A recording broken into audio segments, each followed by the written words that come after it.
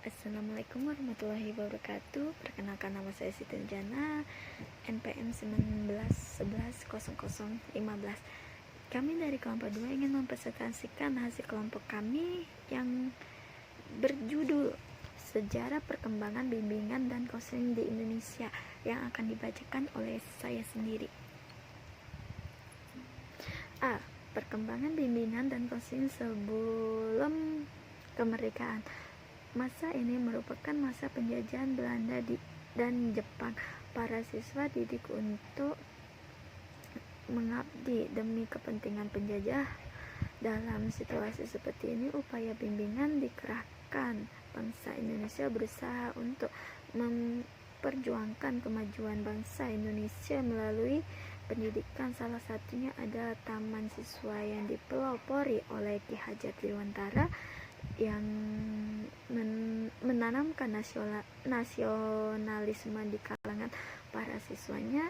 Dari sudut pandang bimbingan, hal tersebut pada hakikatnya adalah dasar bagi pelaksana bimbingan. 2. Dekade 50-an. Bidang pendidikan menghadapi tantangan yang amat besar, yaitu memecahkan masalah kebodohan dan keterbelakangan rakyat Indonesia. Kegiatan bimbingan pada masa dekade ini lebih banyak tersirat dalam berbagi kegiatan pendidikan dan benar-benar menghadapi tantangan dan membantu siswa sekolah agar dapat berprestasi. Ketiga, dekade 60-an. Sejarah lahirnya bimbingan dan konseling di Indonesia pada dekade ini diawali dari dimasuknya bimbingan dan konseling. Dulunya bimbingan dan penyuluhan pada setting sekolah. Pemikiran ini diawali sejak tahun 1960. Hal ini merupakan salah satu hasil konferensi Fakultas Keguruan dan Ilmu Pendidikan, disingkat FKIP, yang kemudian menjadi IKPIP, di Malang tanggal 20 sampai 24 Agustus 1960. Perkembangan berikut tahun 1964, IKIP Bandung dan IKIP Malang mendirikan jurusan bimbingan dan penyuluhan. Beberapa peristiwa penting dalam pendidikan pada dekade ini: A. Ketetapan MPRS tahun 1966 tentang dasar pendidikan nasional. B. Lahirnya kurikulum SMA gaya baru 1964. C. Lahirnya kurikulum 1968. D. Lahirnya jurusan bimbingan dan konseling di IKIP pada tahun 1963. Keadaan di atas memberikan tentang bagi keperluan pelayanan bimbingan dan konseling di sekolah. 4. Dekade 70-an. Dalam dekade ini, perkembangan bimbingan dan konseling dapat terlihat dari rentetan poin berikut. Dalam dekade ini, bimbingan diupayakan aktualisasinya melalui penataan legalitas sistem dan pelaksanaannya. Bangunan pendidikan terutama diarahkan pada pemecahan masalah utama pendidikan, yaitu A. Pemerataan kesempatan belajar, B. Mutu, C. Relevansi, dan D. Efisiensi. Yang akan dilanjutkan oleh Febrianti. Saudara Febrianti, dipersilahkan.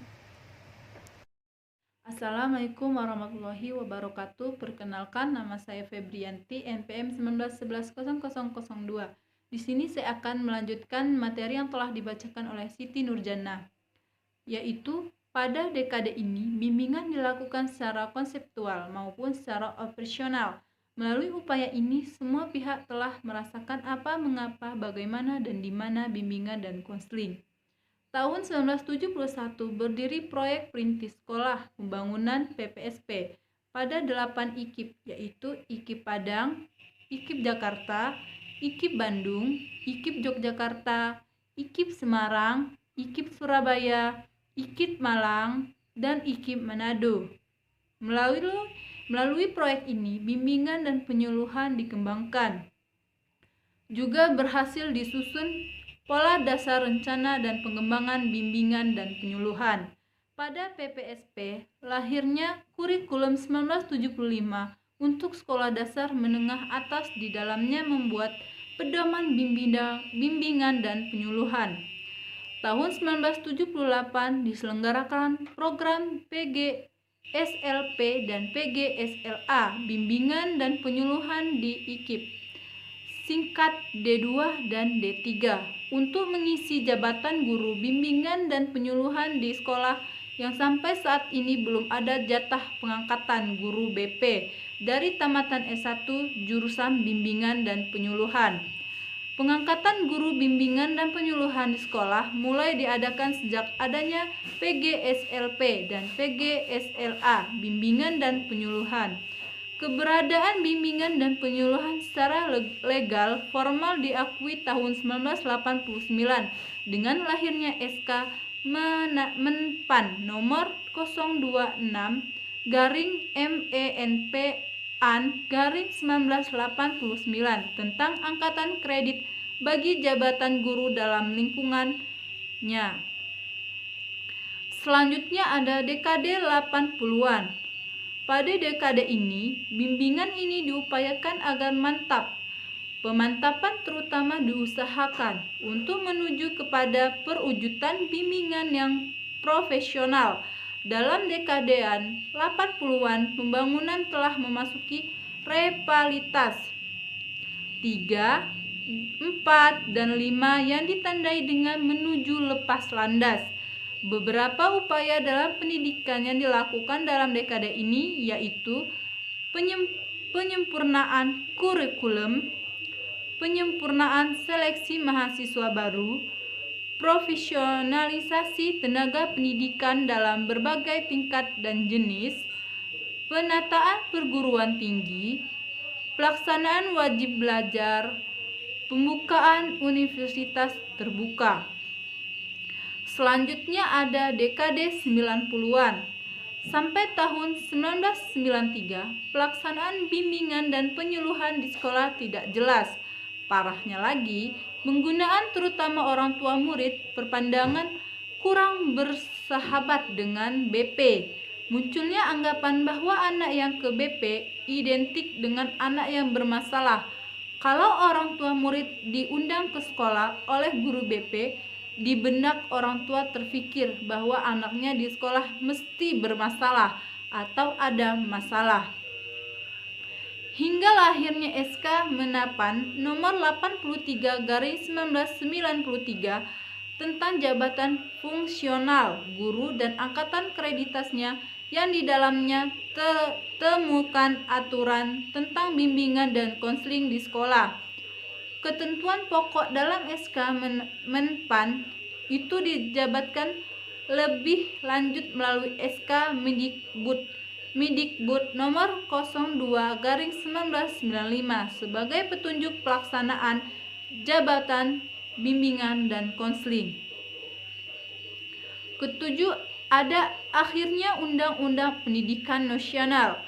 Beberapa kecenderungan yang dirasakan pada masa itu adalah kebutuhan akan profesionalisasi layanan, keterpaduan pengolahan sistem pendidikan konselor, legalitas formal, pemantapan organisasi, pengembangan konsep-konsep bimbingan yang berorientasi Indonesia. B. Ada menyongsong era lepas landas.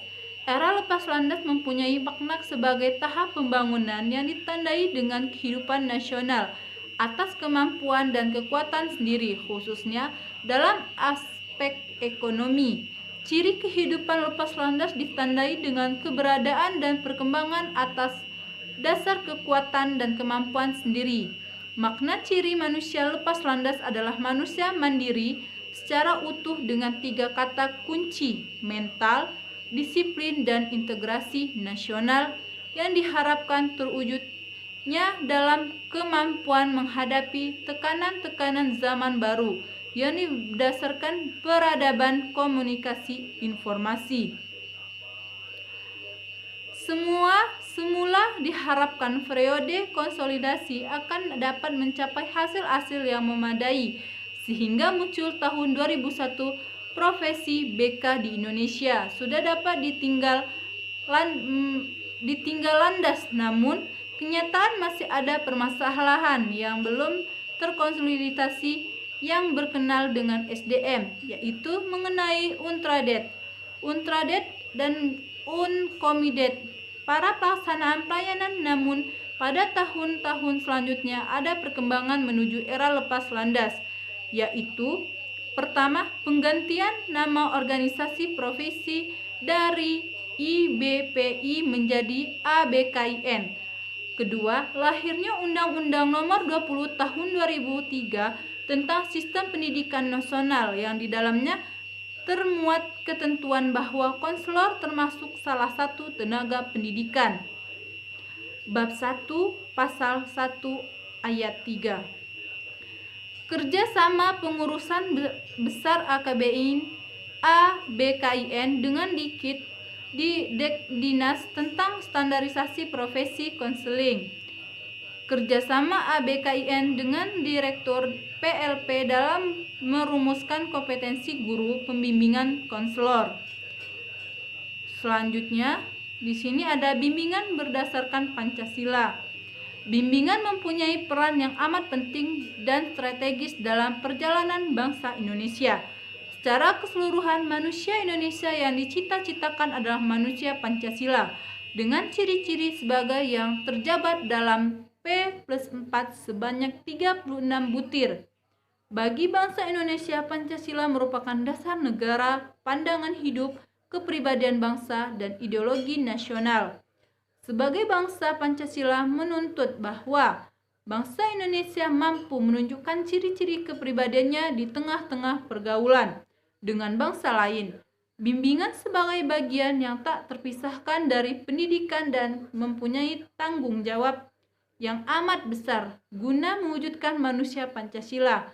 Karena itu, seluruh kegiatan bimbingan di Indonesia tidak lepas dari Pancasila. Sekian dari saya.